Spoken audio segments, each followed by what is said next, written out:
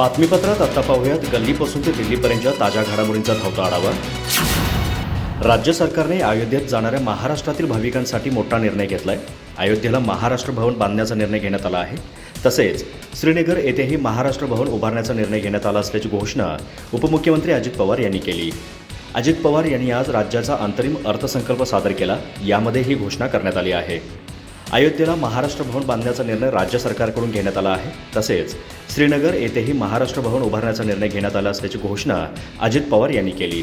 यासाठी त्या राज्यांनी चांगली जागा उपलब्ध करून दिली असल्याची माहिती अजित पवार यांनी दिली। याशिवाय या जागांसाठी 77 कोटींच्या निधीची तरतूद करण्यात आली आहे।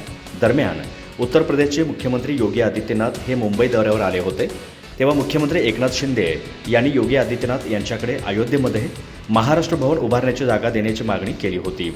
या मागणीला योगी आदित्यनाथ यांनी तत्वतः मंजुरी दिली। अयोध्येमध्ये महाराष्ट्र भवन उभारण्यासाठी जागा द्यायला आदित्यनाथ यांनी तयारी दर्शवल्याने तिथे महाराष्ट्र भवन बांधण्यासाठी मार्ग मोकळा झाला आहे।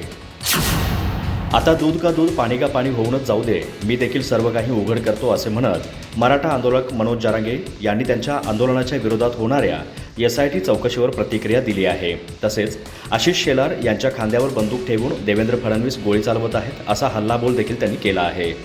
मनोज जरांगे म्हणाले, देवेंद्र फडणवीस हे आशिष शेलार यांच्या खांद्यावर बंदूक ठेवून गोळी चालवत आहेत। आता दूध का दूध पाणी का पाणी होऊन जाऊ दे, मी देखील सर्व उघड करतो, वाटलेच तर सालाईन उचलून चौकशीला येतो। देवेंद्र फडणवीस हे मराठ्यांच्या विरोधात काम करणारच आणि तोपर्यंत आम्ही बोलतच राहणार असे म्हणत फडणवीस यांच्याबद्दल आपली भूमिका ठाम असल्याचं जरांगे यांनी म्हटलं आहे। तसेच मी कुठे चुकत नाही आणि कुठेच गुंतू शकत नाही। मी तुमच्या SITला घाबरत नाही। मला सगळ्यात जास्त फोन तुमचेच आले असून फोन कॉलवर काय काय बोललो मी उघड करू शकतो। मी मराठ्यांचे काम करतोय, ते सत्तेचा वापर करणार आहेत, तुरुंगात घेऊन जा, चौकशी लावा असे जरांगे म्हणाले। तसेच मी मराठा समाज आणि सरकारमधील काटा आहे, त्यांना सरकार आणायचे आहे म्हणून मला ते गुंतवणारच। मी कोणत्याही चौकशीला सामोरं जायला तयार आहे। माझ्याकडे कोणाचेच पैसे नाहीत, उलट तुमचेच फोन जास्त आलेले आहेत। ज्याला कर नाही त्याला डर कशाला, अशी आक्रमक प्रतिक्रिया मनोज जरांगे यांनी दिली आहे। सरकार कोणालाही खुश करण्यासाठी खोटे आश्वासन देणार नाही। नोटिफिकेशनचा प्रश्न तुमच्या सर्वांसमोर आला आहे, त्यावर 6 लाख आक्षेप आले आहेत। त्यामुळे कोणालाही खुश करण्यासाठी कायद्याच्या बाहेर जाऊन काम करणार नसल्याचं मुख्यमंत्री एकनाथ शिंदे यांनी स्पष्ट केलं। मनोज जरांगे पाटील यांची भाषा योग्य नाही, हे करा ते करा ही भाषा योग्य नसल्याचं मुख्यमंत्री म्हणाले आहेत। कायद्यापेक्षा कोणीही मोठे नसल्याचं मुख्यमंत्री एकनाथ शिंदे यांनी स्पष्ट केलं। आरक्षण टिकणार नाही याची चर्चा करत आहोत, मात्र का टिकणार नाही याचं कारण कोणीही देत नसल्याचं मुख्यमंत्री शिंदे यांनी यावेळी म्हटलं। आंदोलन काळात कोणी दंगल घडवली, कोणी दगड गोळा केले, कोणी दगड मारायला लावली, या सर्व गोष्टी लपत नसतात। रात्री कोण भेटलं, का भेटलं हे सर्व लपत नसतं असंही मुख्यमंत्री यांनी स्पष्ट केलं। आंदोलनादरम्यान आमदारांचे घर जाळू लागले, घरात फॅमिली असताना घरांना आग लावली, ST महामंडळाच्या बसेस जाळण्यात आल्या, मालमत्तांचं नुकसान केलं। अशा परिस्थितीत सरकार हातावर हात धरून बसू शकत नाही। उच्च न्यायालयाने देखील सांगितलं होतं की सरकारचं काम कायदा व सुव्यवस्था सांभाळण्याचं आहे। सरकार कोणत्याही परिस्थितीमध्ये कोणावरही अन्याय करू शकत नाही। सरकार हात धरून बसू शकत नव्हतं। आमची भूमिका प्रामाणिक होती। आमचे मंत्री सर्व अधिकारी स्वतः मुख्यमंत्री तिथपर्यंत गेले होते, मात्र कायद्याच्या चौकटीमध्ये बसणार नाही त्याची मागणी करणे योग्य नसल्याचा सल्ला मुख्यमंत्री एकनाथ शिंदे यांनी दिला आहे। मराठा आंदोलक मनोज जरांगे यांच्या आंदोलनाची SIT चौकशी करण्याचे आदेश विधानसभा अध्यक्ष राहुल नार्वेकर यांनी सरकारला दिले आहेत। तसेच जरांगे यांच्या संदर्भात मला घेणं देणं नाही, मात्र त्यांचा बोलवता धनी कोण आहे हे शोधणारच असं विधानसभा उपमुख्यमंत्री देवेंद्र फडणवीस यांनी केलं आहे। भाजप नेते आशिष शेलार यांनी आज सभागृहात जरांगे यांच्या आंदोलनाची चौकशी करण्याची मागणी केली होती। यानंतर आता जरांगे यांच्या आंदोलनाची SIT चौकशी केली जाणार आहे। यावेळी फडणवीस म्हणाले, मला याविषयी बोलायचं नव्हतं।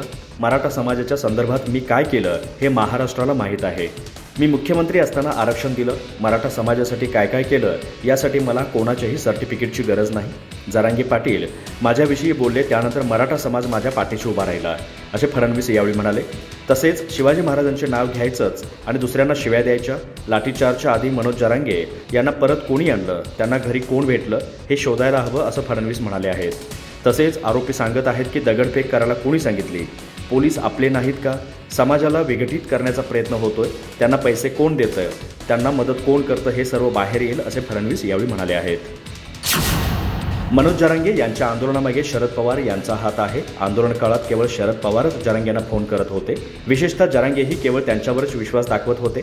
त्यामुळे जरांगेंवर गुन्हा दाखल करून त्यांना अटक करा अशी मागणी भाजप आमदार प्रवीण दरेकर यांनी मंगळवारी विधान परिषदेत बोलताना केली. दरेकर यांनी या प्रकरणी केवळ शरद पवार यांचेच नाव घेतले नाही, तर माजी मंत्री राजेश टोपे यांचेही नाव घेतले. त्यांनी या दोघांचीही चौकशी करण्याची मागणी केली. यामुळे राज्याचे राजकारण चांगलेच तापले आहे. प्रवीण दरेकर म्हणाले की मनोज जरांगे यांच्या आंदोलनामागे शरद पवार असल्याचा आरोप मनोज जरांगे यांच्या सहकारी संगीता वानखेडे यांनी केला आहे.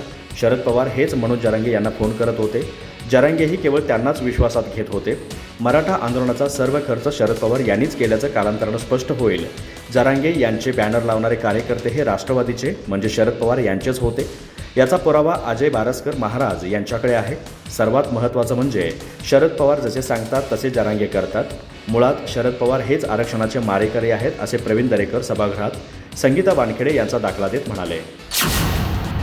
मुंबई पोलिसांच्या आर्थिक गुन्हे शाखेच्या वतीने शिवसेना उद्धव ठाकरे गटाविरुद्ध पक्षनिधीतून 50 कोटी रुपये काढल्याच्या आरोपाची चौकशी सुरू करण्यात आली आहे. निवडणूक आयोगानं शिंदे गटाला खरी शिवसेना म्हणून घोषित केल्यानंतरही शिवसेना उद्धव ठाकरे गटाने पक्षनिधीतून 50 कोटी रुपये काढल्याचा आरोप शिवसेना एकनाथ शिंदे गटाने तक्रारीत केला होता. मुंबई पोलिसांच्या EOWने देखील आयकर विभागाला पत्र लिहून उद्धव बाळासाहेब ठाकरे गटाचा कर कोण भरत आहे याची माहिती मागितली आहे.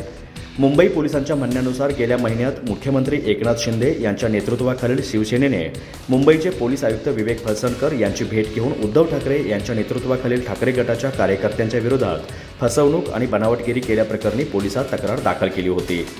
तक्रारीत म्हटले आहे की उद्धव ठाकरे गट पक्षाच्या पॅन आणि टॅन तपशिलांचा गैरवापर करत आहे आणि शिवसेनेचे TDS आणि आयकर रिटर्न्स फसवणूक करत आहे. गेल्या महिन्यात मुख्यमंत्री एकनाथ शिंदे यांच्या गटाच्या आमदारांना अपात्र करण्याची याचिका फेटाळण्याच्या महाराष्ट्र विधानसभा अध्यक्षांच्या आदेशाविरोधात शिवसेनेच्या उद्धव ठाकरे गटाच्या वतीनं सर्वोच्च न्यायालयात आव्हान देण्यात आलंय. गेल्या आठवड्यात महाराष्ट्र विधानसभेचे अध्यक्ष राहुल नार्वेकर यांनी आपल्या निकालात दोन्ही गटाने दाखल केलेल्या अपात्रतेच्या याचिका फेटाळल्या होत्या. 21 जून 2022 रोजी जेव्हा प्रतिस्पर्धी गट उदयास आला तेव्हा शिंदे यांच्या नेतृत्वाखालील गट हाच खरा शिवसेना राजकीय पक्ष होता असा निर्णयही त्यांनी त्यावेळी दिला होता. पंतप्रधान नरेंद्र मोदी यांचा प्रतिकात्मक पुतळा जाळल्याप्रकरणी काँग्रेस कार्यकर्त्यांविरोधात डेक्कन पोलिसात गुन्हा दाखल करण्यात आल्याची माहिती पुणे पोलिसांनी मंगळवारी दिली. गुन्हा दाखल करण्यात आलेल्यात काँग्रेस कार्यकर्ते ऋषिकेश उर्फ बंटी बाबा शेळके, प्रथमेश विकास अबनावे, एहसान अहमद खान, मुरलीधर सिद्धराम बुधरामस, राहुल दुर्योधन सिरसाट यांचा समावेश आहे. शिवाजीनगर भागातील काँग्रेस भवन येथे सोमवारी सायंकाळी युवक काँग्रेस मेळावा आयोजित करण्यात आला होता. दिल्ली हरियाणा सीमेवर सुरू असलेल्या शेतकरी आंदोलनात एका शेतकऱ्याचा दुर्दैवी मृत्यू झाला. या घटनेचा निषेध करण्यासाठी काँग्रेसचे कार्यकर्ते सोमवारी सायंकाळी जंगली महाराज रस्त्यावरील झाशीची राणी चौकात एकत्रित जमले होते. यावेळी कार्यकर्त्यांनी आक्रमक होत पंतप्रधान मोदी यांच्या विरोधात घोषणा दिल्या होत्या. पंतप्रधानांचा पुतळा यावेळी पेटवण्याचा प्रयत्न केला होता. त्यावेळी तिथे बंदोबस्तात असलेले डेक्कन पोलीस ठाण्याचे वरिष्ठ पोलीस निरीक्षक विपिन हसबनीस, उपनिरीक्षक महेश भोसले, दत्तात्रय सावंत यांनी त्यांना रोखले. त्यांनी काँग्रेस कार्यकर्त्यांना ताब्यात घेतले. त्यांना डेक्कन पोलीस ठाण्यात नेण्यात आलं. पंतप्रधान नरेंद्र मोदी मंगळवारी केरळमधील तिरुअनंतपुरम येथील विक्रम साराभाई स्पेस सेंटर येथे पोहोचले. त्यांच्यासोबत इस्रोचे प्रमुख S सोमनाथही उपस्थित होते. पंतप्रधानांनी येथे सुमारे 1800 कोटी रुपयांच्या 3 अंतराळ पायाभूत सुविधा प्रकल्पांचं उद्घाटन केलं आणि देशातील पहिल्या मानवयुक्त अंतराळ मोहिमेतील गगनयानाचा आढावा घेतला. पंतप्रधानांनी गगनयान मोहिमेवर पाठवल्या जाणाऱ्या अंतराळवीरांची नावं जाहीर केली आणि त्यांना ॲस्ट्रॉनॉट्स विंग्स दिले. गगनयान मोहिमेवर ज्या अंतराळवीरांना पाठवल्या जाईल त्यात group captain Prashant Balakrishnan Nair, group captain Ajit Krishnan, group captain Angad Pratap आणि विंग कमांडर शुभांशु शुक्ला यांचा समावेश आहे. यावेळी पंतप्रधान म्हणाले की काही काळापूर्वी देशाला पहिल्यांदा 4 गगनयान प्रवाशांची ओळख झाली. ही फक्त 4 नावे किंवा 4 लोक नाहीत, या 4 शक्ती आहेत ज्या 140 कोटी भारतीयांच्या आकांक्षा अवकाशात घेऊन जाणार आहेत. 40 वर्षांनंतर भारतीय अंतराळात जाणार आहेत.